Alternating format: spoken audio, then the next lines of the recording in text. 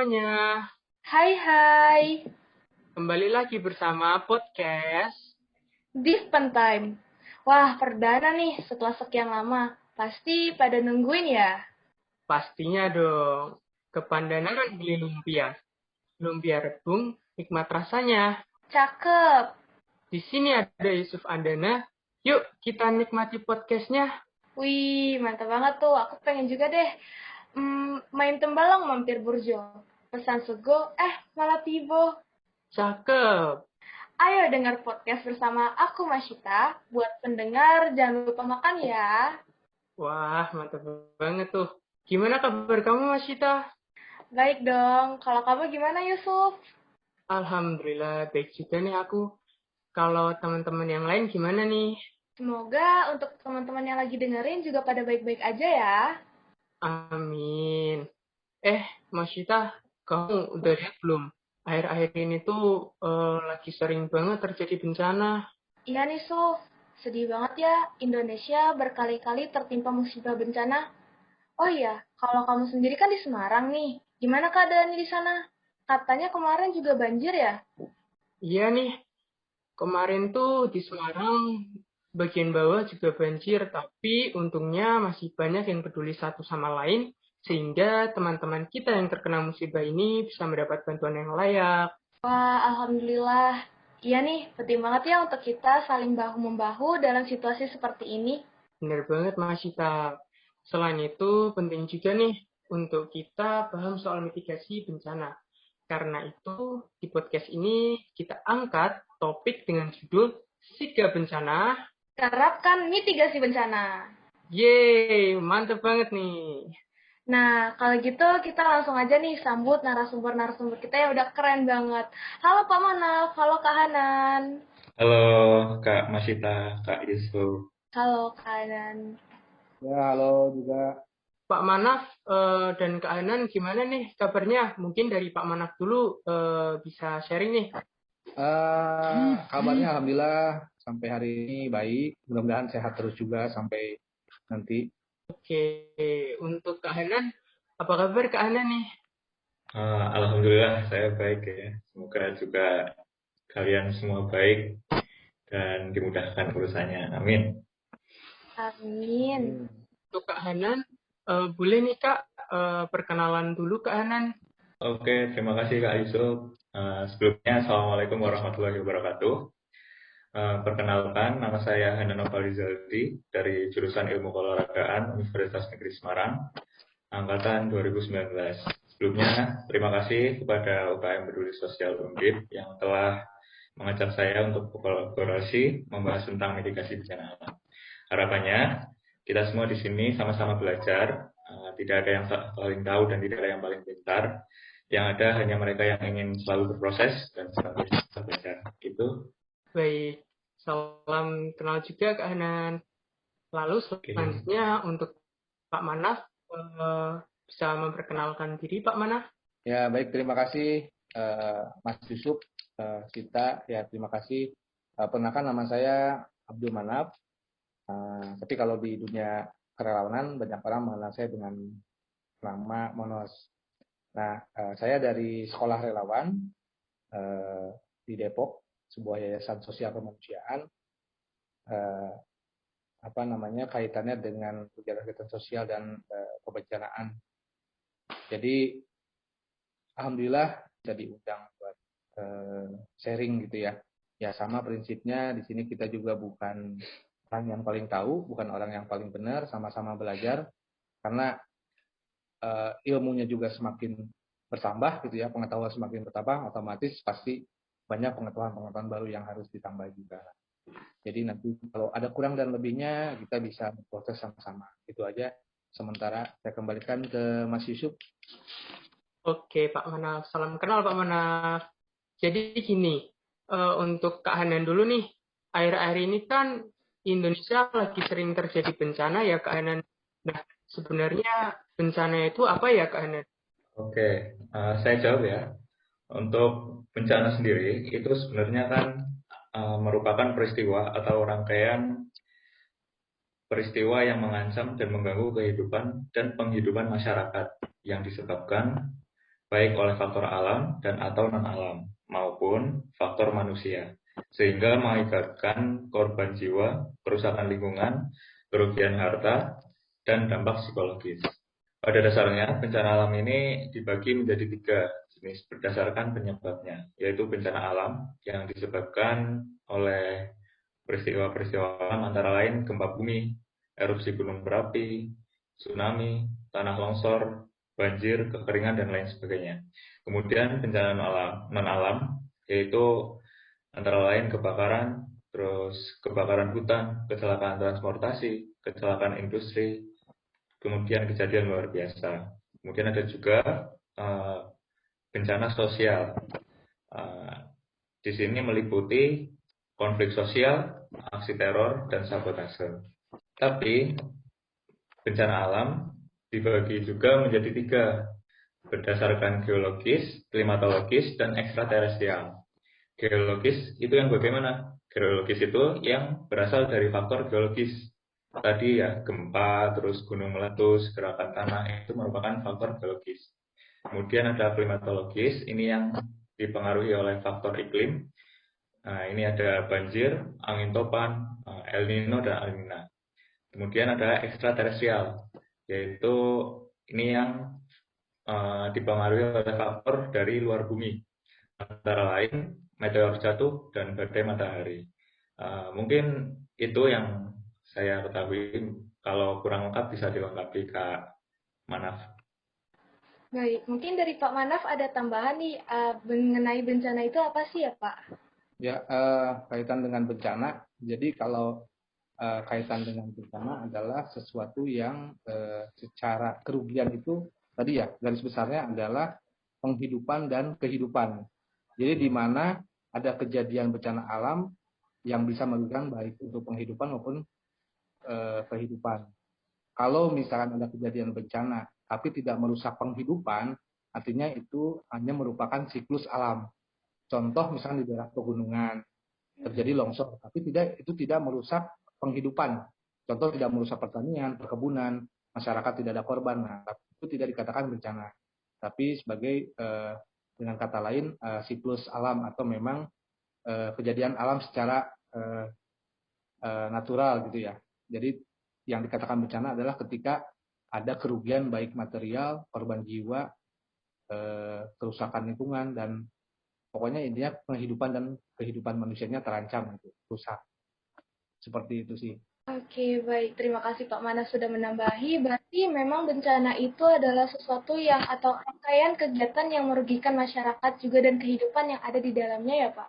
Dan kehanan juga kan ya? Oke, baik. Nah, mungkin kita lanjut nih. Kita udah bahas soal bencana. Nah, sekarang kita lanjut ke topik selanjutnya yaitu mitigasi bencana. Nah, mungkin saya mau bertanya dulu sama Pak Manaf. Nah, Pak Manaf, sebenarnya mitigasi bencana itu apa sih, Pak? Terus, kapan sih kita harus melakukan mitigasi bencana? Oke, sebelum tadi ya, mitigasi bencana artinya berarti kenapa sih masyarakat melakukan sebuah perencanaan mitigasi? Artinya ada bencana yang mengancam. Jadi ada bencana yang bisa dicegah, ada yang tidak bisa dicegah. Artinya bagaimana yang tidak bisa dicegah ini minimal dikurangi. Nah, tujuan mitigasi adalah itu. Jadi secara pengertian saya merujuk pada Undang-Undang Nomor 24 Tahun 2007 dari BNPB, Badan Penanggulangan Bencana Nasional. Menurut undang-undangnya adalah suatu rangkaian upaya yang dilakukan untuk meminimalisir resiko dampak bencana baik melalui pembangunan infrastruktur maupun pemberian kesadaran dan kemampuan dalam menghadapi bencana. Jadi di mana masyarakat ini juga mampu menyadari ancaman resikonya, kemudian setelah menyadari mengenal bencananya apa, kemudian sehingga bisa melakukan tindakan-tindakan untuk pencegahan dan penanggulangannya. Nah, seperti itu. Kemudian untuk tujuan, ada 3 tujuan pokok dari mitigasi. Yang pertama itu ya, meminimalisir resiko atau dampak yang mungkin terjadi karena suatu ancaman bencana, sepertinya korban jiwa, kerusakan lingkungan, kerugian ekonomi, kerugian kerusakan sumber daya alam, kerugian bangunan fisik. Nah, itu salah satunya adalah untuk meminimalisir hal-hal tersebut. Yang kedua, tujuannya adalah sebagai pedoman untuk pemerintah ataupun bagi lapisan masyarakat yang kaitannya dengan kepemerintahan untuk membuat sebuah perencanaan pembangunannya berdasarkan mitigasi bencana. Jadi baik itu mulai dari perencanaan tingkat desa sampai tingkat kota, bahkan tingkat pemerintahan, itu harus mengacu pada pedoman mitigasi bencana kaitannya dengan pembangunan fisik ataupun non fisik. Yang ketiga, membantu meningkatkan kesadaran dan pengetahuan masyarakat dalam menghadapi risiko bencana tersebut.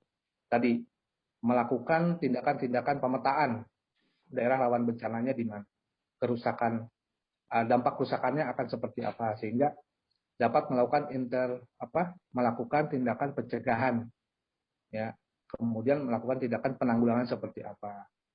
Kemudian dampak yang disebabkan dari selain bencana dalam faktor kerugian secara manusianya, sumber daya manusianya, itu faktor kerugian tadi, penghidupan tadi, supaya bisa diminimalisir seperti itu.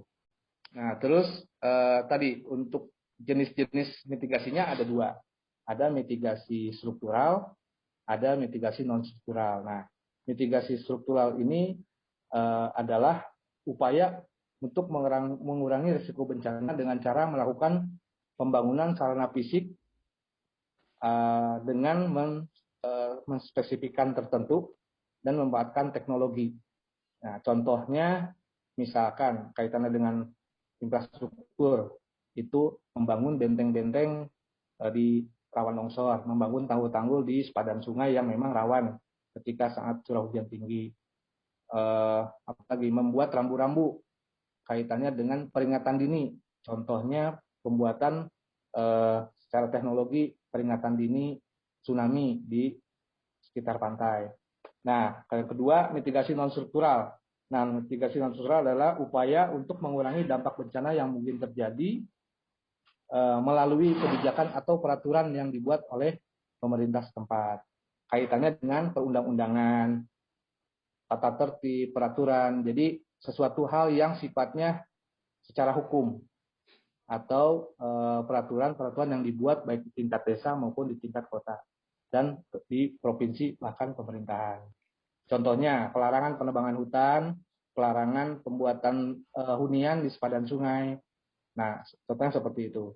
Berarti mitigasi bencana itu ada karena adanya bencana yang mengancam ya. Ada yang bisa dicegah dan tidak bisa dicegah. Dan yang tidak bisa dicegah ini bisa dikurangin. Lalu setiap lapisan masyarakat juga disarankan ikut melakukan mitigasi bencana. Sebagai contohnya yang seperti Pak Aman katakan, menjelaskan pemerintah yang melakukan pencegahan dengan pemetaan dan juga penanggulangan bencana serta edukasi masyarakat. Lalu, untuk Kak Hana nih, mau nanya sama Kak Hana nih, menurut Kak Hana, apa aja sih Kak perbedaan antara mitigasi terhadap bencana yang dapat dicegah dan juga bencana yang tidak dapat dicegah atau tidak dapat diprediksi Kak Hana? Ya, baik. Untuk bencana yang dapat diprediksi maupun tidak dapat diprediksi itu bedanya kan ketika proses pencegahan.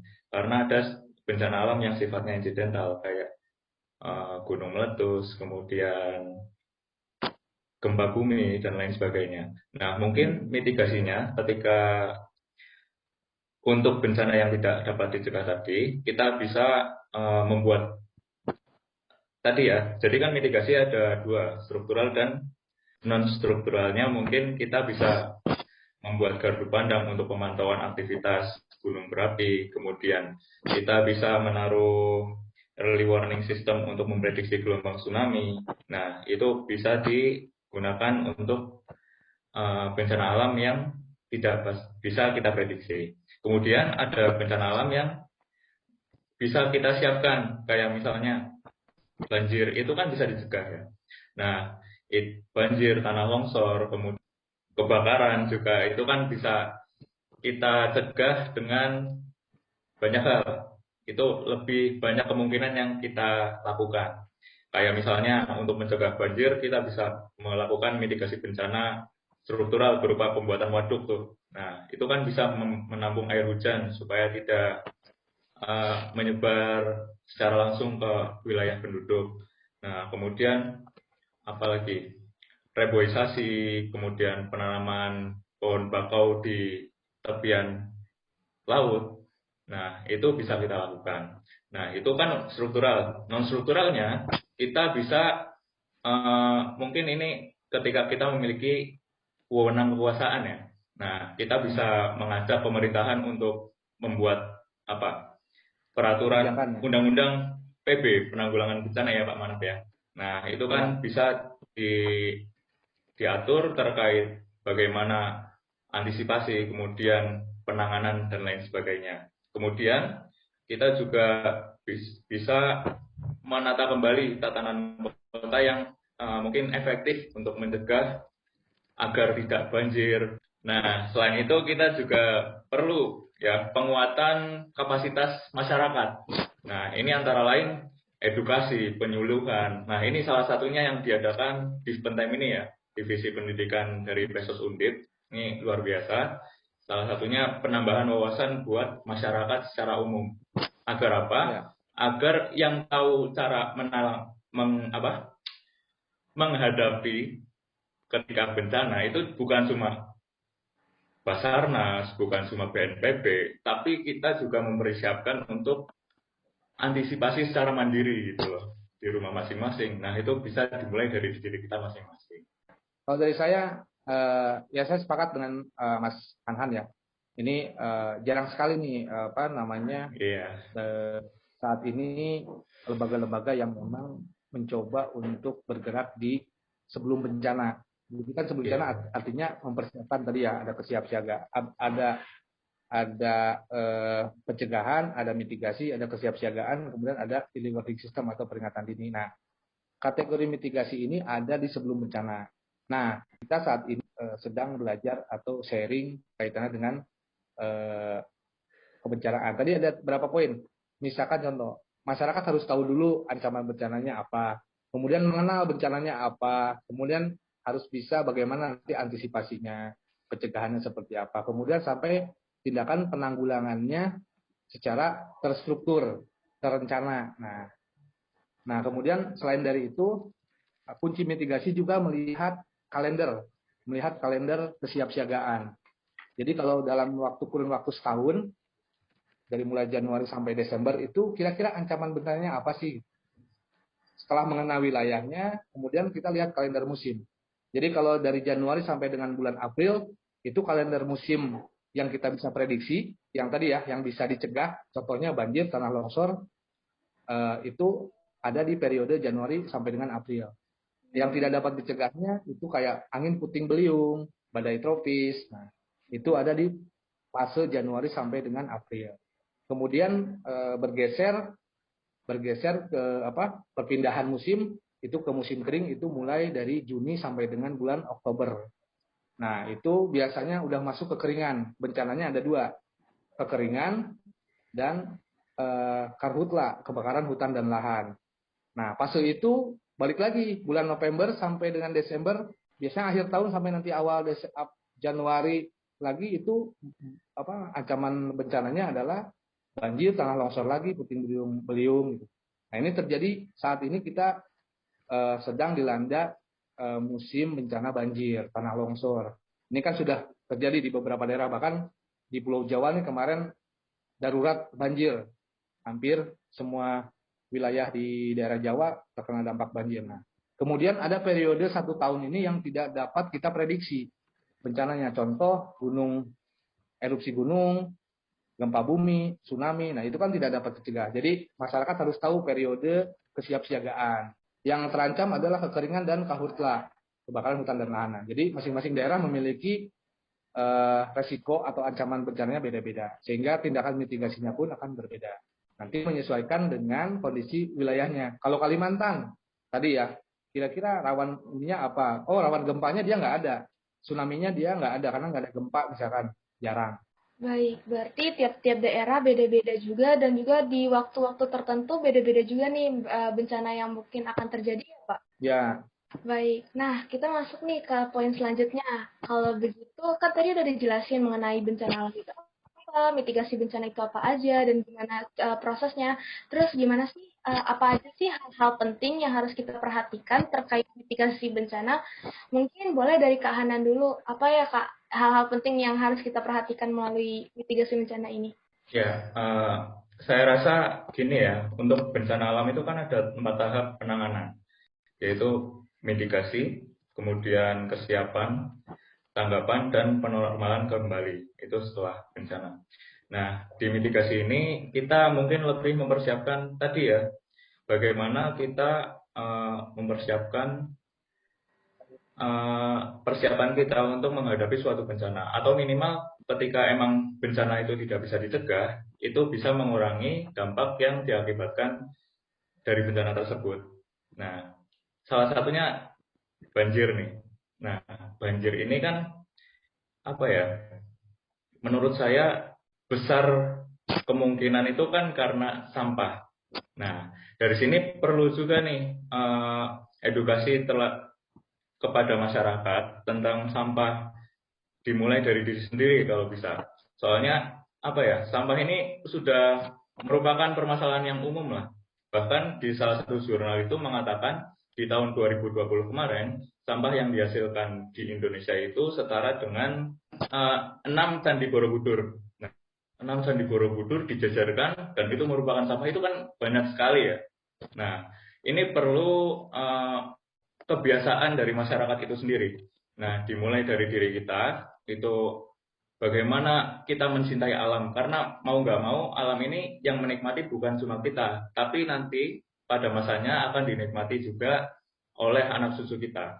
Jangan sampai anak cucu kita di masa yang akan datang itu merasakan kerugiannya saja gitu loh, nggak menikmati alam secara yang benar-benar alam, kemudian masih bersahabat dengan lingkungan manusia.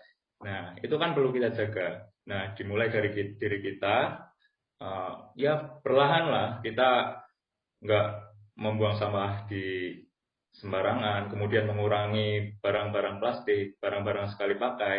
Nah, itu bisa dilakukan dari diri kita, kemudian nanti keluarga itu pasti akan respect dan akan membiasakan diri juga. Dari keluarga sudah terbangun, baru kita nanti sebarkan ke masyarakat. Gitu sih. Oh, oke, berarti kerjasama yang baik antara pemerintah dan juga masyarakat secara umum ini penting banget ya. Oke, berarti selanjutnya kalau menurut Pak Manaf, gimana ya Pak? Apa aja hal-hal yang penting yang harus kita perhatikan terkait mitigasi bencana itu sendiri? Kaitan dengan hal penting itu kita tadi ya, bukan hanya kita yang punya peran, tapi memang lapisan masyarakat. Semua punya peran, baik di tingkat diri sendiri, di tingkat keluarga, masyarakat lingkungan sekitar, maupun masyarakat lingkungan daerah. Karena itu merupakan tempat tinggal kita, artinya wilayah terdampak itu bisa saja meluas gitu ya. Jadi makanya kenapa ada kategori bencana daerah, kategori bencana nasional, karena tingkat besarannya bencana itu dilihat dari kerusakan dan dampak yang sebaran terjadinya dampak kerusakan tersebut itu yang menjadikan skalanya ini nasional ataupun daerah. Nah, mulailah dari mitigasi tingkat keluarga. Kita paham dulu mitigasi bencana, kita paham baca-baca, kita cari pengetahuan kaitan dengan kebencanaan. Nah, sama ketika kita ada pengetahuan itu punya, kita share di lingkungan keluarga. Contoh melakukan tindakan mitigasi di tingkat keluarga, misalkan merencanakan pada saat kejadian bencana apa, misalkan pada saat kejadian banjir, nah di tingkat keluarga itu harus mempersiapkan apa. Itu contohnya. Penting buat di tingkat keluarga. Contohnya menyiapkan tas siaga bencana. Itu dengan contohnya mempersiapkan kebutuhan-kebutuhan yang urgent untuk minimal kita bisa settle atau bertahan hidup 3 hari. Contohnya tas siaga bencana ini meliputi ada senter, ada obat-obatan, ada makanan siap saji, ada minuman, ada pakaian cadangan, ada selimut, ada korek api. Kemudian ada yang paling penting, ada surat-surat berharga. Surat-surat berharga yang di rumah, baik itu ijazah, kayak surat rumah, nah itu diamankan. Pada saat kondisi-kondisi gawat darurat itu kita bisa dengan mudah untuk mengakses, menyelamatkan. Nah itu penting di tingkat keluarga. Kemudian akses evakuasi di tingkat keluarga. Ketika terjadi sesuatu bencana, mau gempa, mau kebakaran, ataupun banjir, nah titik kumpulnya itu kita sepakati di tingkat keluarga. Khawatir ketika ada terjadi bencana, posisi kita tidak bersamaan saat orang tua kita ada di luar bekerja. Hanya ada adik kita di rumah, atau ada orang tua yang rentan, sehingga mereka tahu harus melakukan apa ketika terjadi bencana. Kemudian menyiapkan kontak yang perlu dihubungi. Siapa di luar keluarga inti, misal saudara kita yang jauh dari lokasi bencana di tempat tinggal kita. Nah, jadi ada satu nomor kontak yang kita sepakati, 1 sampai 2 kontak yang kita sepakati ketika terjadi bencana kita menghubungi siapa, supaya saling mengetahui keberadaan satu sama lain di tingkat keluarga. Itu yang paling simpel adalah di tingkat keluarga. Nah, di tingkat masyarakat itu pasti tentunya ada proses. Jadi ada proses mengumpulkan masyarakat, merencanakan dari mulai mungkin ada membuat sebuah kelompok di tingkat desa. Ada mungkin kalau sekarang di BNPB ada program namanya Destana ya, Desa Tanggap Bencana. Nah mungkin bagi daerah-daerah yang belum membentuk ya, karena daerahnya memiliki potensi bahaya atau ancaman bencana ya, sebisa mungkin harus segera membuat perencanaan tersebut. Itu yang paling penting, mengenal lokasinya, bencananya apa, kemudian mereka membentuk sebuah lembaga atau apa ya, membentuk sebuah kelembagaan kaitannya dengan penanggulangan. Nah, ada 8 kegiatan untuk dalam rangka mitigasi. Contohnya pertama, masyarakat mengenal dan memantau resiko bencana itu apa. Yang kedua, merencanakan partisipasi atau penanggulangan bencana. Baik itu anak muda, bapak-bapak, ibu-ibu, semua multi pihak. Baik itu stakeholder di tingkat puskesmas, kelurahan, nah itu dilakukan. Yang ketiga, memberikan kesadaran bencana pada masyarakat bahwa daerahnya memang terancam bencana. Memberikan pengetahuan ancaman bencananya apa. Kemudian melakukan upaya fisik atau non-fisik serta mengatur penanggulangan bencana. Nah tadi ketika sudah tahu ancamannya bencananya apa, misalkan ternyata masyarakatnya tinggal di daerah sepadan sungai, berarti ada mulai membersihkan sungai, pendangkalan sungai gitu ya, membersihkan sampah-sampah di sungai, penanaman pohon di sepadan sungai, kemudian tidak membangun bangunan permanen di sepadan sungai. Nah hal-hal seperti itu. Kemudian membuat tanggul-tanggul di daerah rawan longsor, contohnya itu ya, memberikan upaya non fisik maupun fisik. Yang non fisiknya apa? Mereka memasang rambu-rambu larangan. Contoh, dilarang membuang sampah di sungai, dilarang ini, dilarang itu. Nah, sehingga itu sekaligus sebagai pengingat bagi masyarakat. Dan mungkin perlu supaya mereka lebih bertanggung jawab, mungkin di tingkat desa itu ada kesepakatan akan memberikan sanksi kepada pelanggar. Karena itu memang kepentingan bersama. Kemudian yang kelima, mengidentifikasi dan mengenalkan sumber bencana, mengenalkan sumber ancaman bencana. Tadi ya, mengidentifikasi. Mulai dari bencana apa aja sih? Kalau di sungai ya bencananya bukan berarti hanya ancaman sungai banjir aja. Bisa jadi ada ancaman lain. Misalkan ternyata dia tinggal ada sungai, tapi ada padat penduduk juga. Dia tinggal di daerah padat penduduk. Artinya ada risiko kebakaran. Kayak gitu ya. Atau dia tinggal di sebelah pabrik, atau dia tinggal di perkampungan yang ada supetnya. Nah itu juga kan ancaman bencana. Jadi satu daerah itu belum tentu hanya 1 atau 2 ancaman bencana. Yang keenam, memantau pengelolaan sumber daya alam. Nah jadi ketika memang ada sumber daya alam yang bisa dimanfaatkan, itu kita harus jeli atau dikelola dengan baik. Artinya tidak ada eksploitasi. Terakhir, kegiatan mitigasi bencana lainnya, artinya gini, kegiatan mitigasi lainnya adalah yang berhubungan, karena potensinya bukan hanya sekedar bahaya banjir, kaitannya dengan banyak potensi bahaya yang ada di lingkungan mereka tinggal. Artinya ada hal-hal lain kaitan dengan perencanaan. Jadi kayak mitigasi bencana banjir berarti tindakannya A, B, C, D. Nanti tindakan mitigasi bencana gempa di mereka ada lagi, beda lagi, ininya apa, tahapannya apa. Nah, jadi kegiatan mitigasi itu di satu tempat nggak hanya satu perencanaan. Jadi tergantung ancamannya apa, berarti mitigasinya metodenya seperti ini. Mitigasi gempa, berarti mitigasinya seperti ini. Nah, seperti itu sih. Saya kira udah lengkap nih dari Pak Manaf. Iya, lengkap banget ya. Mana ternyata banyak banget yang penting dan perlu untuk kita perhatikan mengenai mitigasi bencana. Nah, sekarang kan kita udah lumayan kupas tuntas mengenai mitigasi bencana. Mungkin boleh nih Pak Manaf dan juga Kak Hanan untuk cerita-cerita sedikit pengalamannya tentang dalam menjadi relawan bencana. Mungkin dari Pak Manaf dulu Pak, gimana nih Pak pengalamannya waktu jadi relawan Pak? Saya aktif di kerawanan sebetulnya dulunya bukan aktif di kebencanaan, tapi aktif di sebuah komunitas hobi sebetulnya. Komunitas hobi naik gunung lah.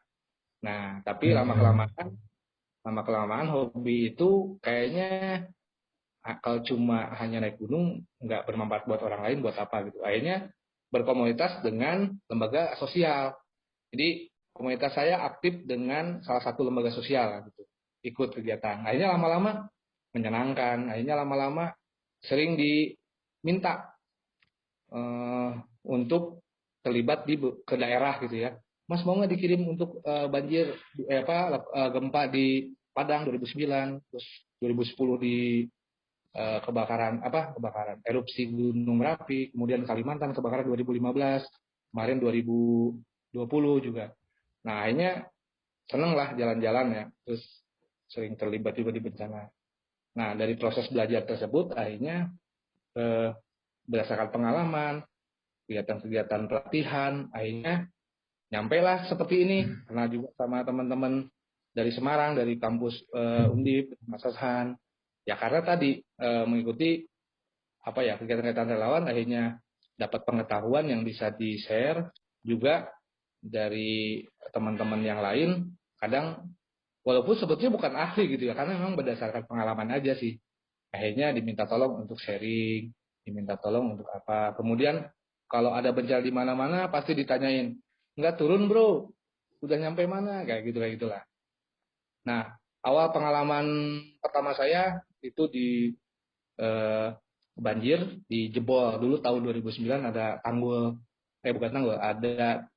ada danau Setu gitu ya, jebol di salah satu di Situ Gintung. Jebol itu menghabiskan lumayan banyak ratusan korban yang meninggal.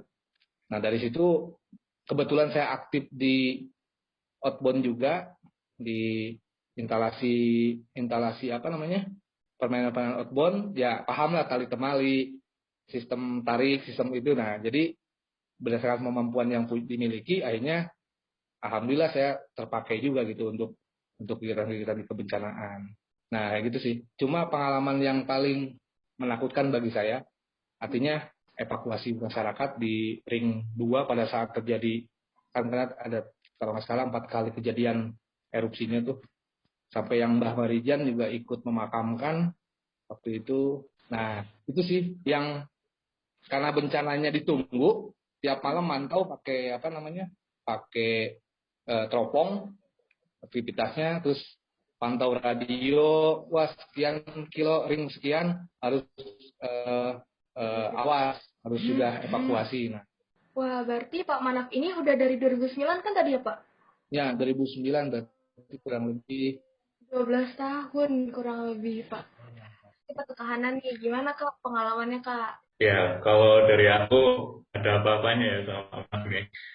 Soalnya aku aktif di kerelawanan itu baru-baru ini aja ketika kuliah. Jadi latar belakangku ini kan sebenarnya bukan di kebencanaan ya. Tadi sama kayak Pak Manas, latar belakangnya aku ini aktivis peduli lingkungan. Jadi dulu di SMA itu ada organisasi namanya Pulang, Bocah Petualang. Nah, tapi karena aktivitasnya kan jarang keluar, jadi kita ya melestarikan lingkungan di sekitar sekolah. Nah, bagaimana memilah sampah-sampah, kemudian mengelola agar lebih bermanfaat barang-barang bekas sampah maupun sebagainya. Nah, dari situ rasa kecintaan saya terhadap alam itu tumbuh, dan ya di kuliah ini kan karena apa ya? Karena emang sudah terbiasa dengan seperti itu, jadi cari-cari, dan kebetulan waktu kemarin itu di awal semester diajak tuh sama guru, nah ikut ini aja, sekali-kali ikut untuk terkait penanganan bencana. Nah, kebetulan di Kebumen itu kan waktu itu di Gombong ada banjir. Nah, kita sempat terjun di situ, kita eh, apa ngedrop berbagai logistik, kemudian bahan-bahan pangan, kemudian pembuatan dapur umum dan lain sebagainya. Itu. Kemudian saya juga pernah penanaman 1.000 pohon juga pernah. Terus ya sebenarnya kemarin itu kan ada tanah longsor juga di Kebumen. Itu kita juga sempat turun ke sana buat penormalan kembali, kemudian pencarian korban juga, sempat ada 3 orang korban waktu itu. Kemudian setelah bencana kita juga buat itu kegiatan. Jadi kita buat kegiatan buat masyarakat situ, ibu-ibu, terus anak-anak kita ajak main, biar tidak ada traumatis yang berdampak lebih lanjut buat masyarakat di sana. Itu sih. Jadi ya di sini masih banyak perlu belajar, masih banyak kurangnya. Jadi sebetulnya bukan ini, karena mungkin memang lebih duluan, aktivitasnya lebih duluan, jadi saya pengalaman. Siapa tahu kalau di lapangan ternyata teman-teman lebih terampil, kan bisa juga seperti itu. Jadi lama bergabung juga belum tentu keterampilannya ini gitu. Artinya tergantung balik lagi ke orangnya masing-masing. Mau menekuni, mau belajar, atau cuma sebagai relawan yang cuma gue mah kalau diminta bantuan, ayo angkut-angkut, gali-gali, evakuasi. Nah, tapi dari situ saya belajar kalau cuma mengandalkan tenaga, kira-kira apa? Nah, akhirnya saya coba belajar kaitannya dengan perencanaan secara pengetahuan gitu. Oh, ini yang saya bisa sharing ke teman-teman relawan yang lain. Itu sih, jadi bukan hanya keterampilan secara fisiknya, tapi tadi pengetahuan. Makanya sering kalau ada pelatihan, ada BNPB ngadain pelatihan, ininya apa, materinya apa, wah ini menarik nih buat saya belum dapat. Nah, saya suka mengajukan lewat lembaga, saya mau dong ikut pelatihan ini. Seperti itu sih. Karena mungkin terfasilitasi, kan ada juga teman-teman yang memang kebetulan mungkin belum terfasilitasi. Nah, makanya peluang saya ketika saya ngumpul sama teman-teman relawan, itu sering sharing. Jadi obrolan ngopinya itu masih sekitar bencanaan, kadang kayak gitu. Nah, makanya ini teman-teman yang muda ini nih, sekarang kan kalau BNPB itu sekarang fasenya bukan lagi kuat atau lagi gencar-gencarnya, bukan pada saat penanganan bencana. Jadi sekarang lagi diposisikan bagaimana sih sebelum terjadinya bencana untuk penguatan masyarakatnya agar lebih mandiri, agar lebih cakap tanggap terhadap kaitan dengan bencana. Karena memang setiap tahun siklusnya ya pasti terjadi bencana gitu kalau di Indonesia kan ancamannya. Nah, seperti itu sih. Iya. Karena masih jarang relawan yang aktif mengikuti kegiatan yang pra bencananya sebelum terjadi bencana. Tadi mengedukasi, mengajak masyarakat.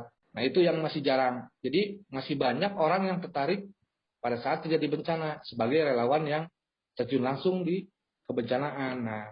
Nah, kemudian banyak juga relawan-relawan yang datang hanya sekedar modal semangat, modal keinginan, tapi tidak dibarengi dengan pengetahuan, keterampilan. Sehingga ketika nyampe di sana, 2 hari bantuin A misalkan, bantuin B, tapi setelah 2 hari bingung mau ngapain lagi ya. Nah, makanya di relawan itu memang harus dilatih kemampuannya untuk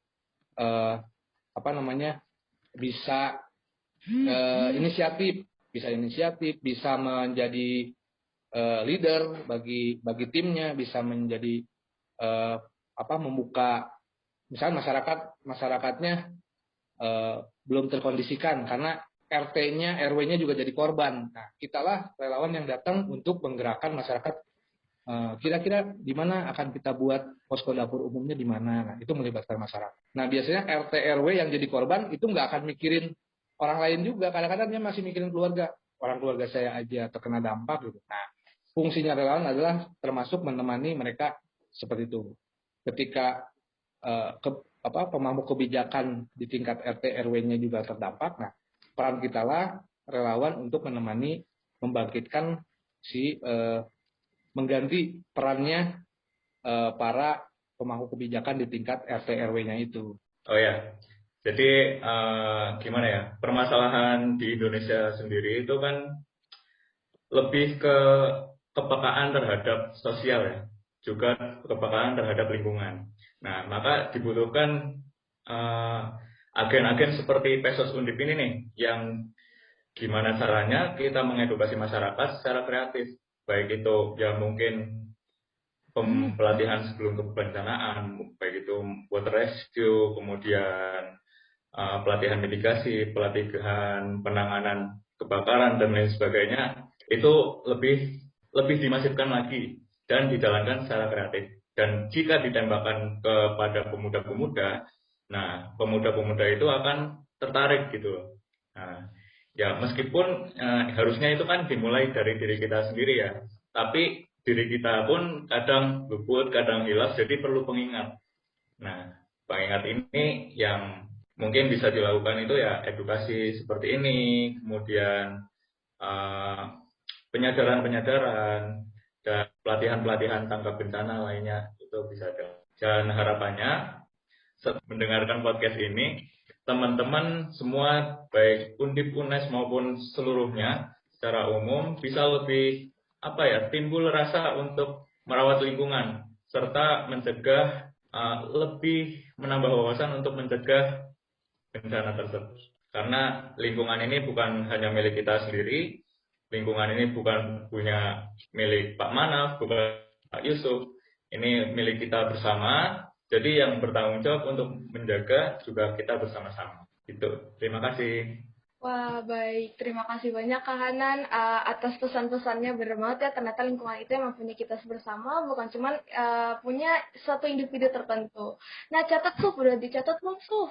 Iya, ini loh aku catat.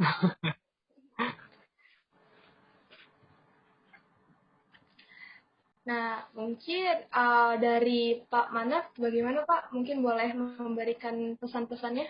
Oke, kita sebagai warga umumnya sebagai warga Indonesia sudah kita ketahui ada lebih dari 12 bencana alam maupun non alam, bahkan bencana sosial seperti konflik, perang suku dan segala macam, teror. Nah, itu kan juga mengancam di tengah-tengah lingkungan kita sekarang saat ini. Perbedaan politik juga meskipun sekarang udah pasti ya, kita harus banyak terutama bagi kita yang seorang yang memang secara pendidikan gitu ingin selalu belajar, artinya bisa mengenali tanda-tanda atau ciri-ciri, kemudian hal-hal apa sih yang akan terjadi pada daerah kita tinggal itu terjadi bencana apa. Nah, kita yang mengawali gitu ya, lebih tahu, terutama teman-teman mahasiswa yang sekarang udah banyak sekali, mungkin udah mulai ada mata kuliah kaitannya dengan kebencanaan ya. Selain di UGM, sekarang di UI juga ada, di IPB juga ada. Itu juga sekarang sudah mulai. Nah, termasuk kaitan dengan kegiatan-kegiatan sebelum bencana ini ya, teman-teman seperti Pansos Undip inilah yang coba masuk minimal di lingkungan kampus, melakukan tindakan mitigasi di tingkat kampus.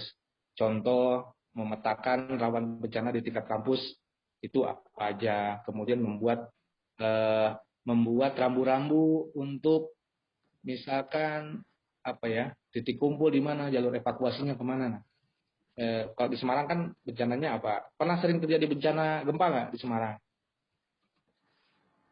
Semarang banjir, Pak.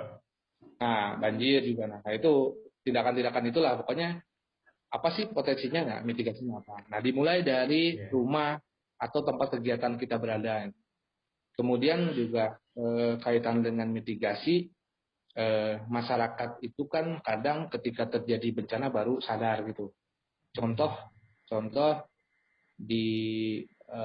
harus terjadi bencana dulu baru mereka mau bergerak. Kadang ada seperti itu masyarakat. Nah, tugas kita adalah memberikan contoh-contoh keberhasilan di daerah lain. Contoh-contoh keberhasilan di daerah lain. Mungkin ada rujukan, ada desa-desa, ada desa tanggap bencana yang sudah cukup berhasil dilakukan, baik itu waktu pembentukan, kemudian evaluasi dan kontrolnya gitu ya, berjalan lah, fungsinya berjalan. Nah, itu kita cari, itu kemudian jadi rujukan untuk di tempat lain kalau kita ingin memfasilitasi di daerah lain gitu ya. Kemudian juga kaitannya dengan relawan kebencanaan, jangan sampai relawan kebencanaan ini juga hanya terpaku pada kegiatan-kegiatan secara fisiknya saja gitu. Karena memang sekarang BNPB juga sedang menekan ke arah sebelum terjadi bencana.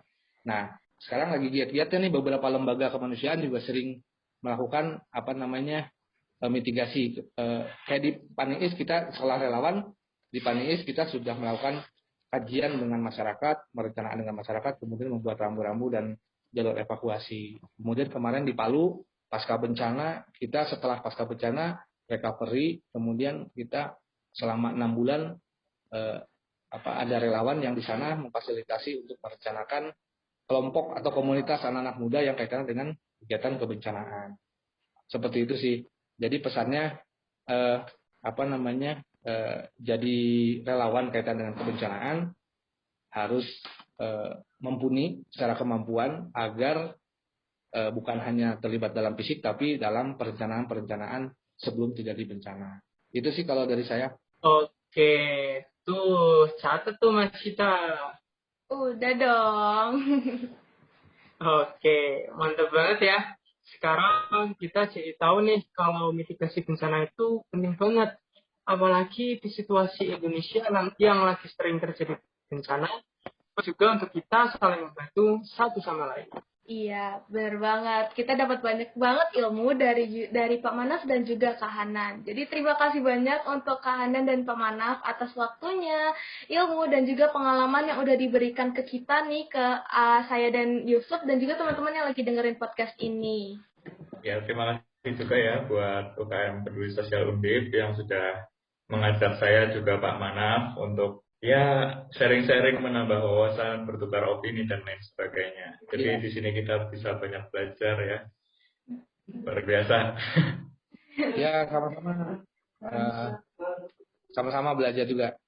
Tadi banyak insight juga saya dapat dari Pak Nanhan, dari paparannya. Jadi makin semangat. Gimana, Su? Oke, sekali lagi terima kasih banyak Kak Hana dan Pak Manaf. Nah, untuk teman-teman yang ingin tahu lebih banyak soal mitigasi bencana, boleh banget nih untuk kita lihat sekolah relawan. Jadi, sekolah relawan ini bergerak pada bidang pelatihan, seminar, workshop, dan pendampingan dalam pengembangan kapasitas organisasi kerelawanan agar mempunyai dampak yang lebih besar terhadap pembangunan masyarakat. Benar kan ya, Kak Hanan? Ya. Oke. Bener banget tuh, Sof. Nah, untuk teman-teman juga nih yang kepo juga soal mitigasi bencana, kita juga ada soal instansi nih dari Kak Hanan, yaitu Relawan Indonesia, yang merupakan sebuah lembaga yang bergerak di bidang kebencanaan dan juga kerelawanan yang berpusat di Jakarta, tapi punya banyak cabang yang ada di seluruh Indonesia. Bener kan ya, Kak Hanan? Iya, siap. Oke, makasih banyak Kak Hanan dan Pak Manaf. Nah, untuk teman-teman jangan lupa untuk kepoin juga ya Instagramnya, karena banyak juga informasi yang bisa didapatin. Siap, sama-sama. Oh iya teman-teman, jangan lupa juga kepoin Instagram Peduli Sosial dan dengerin podcast-podcast Different Time lainnya.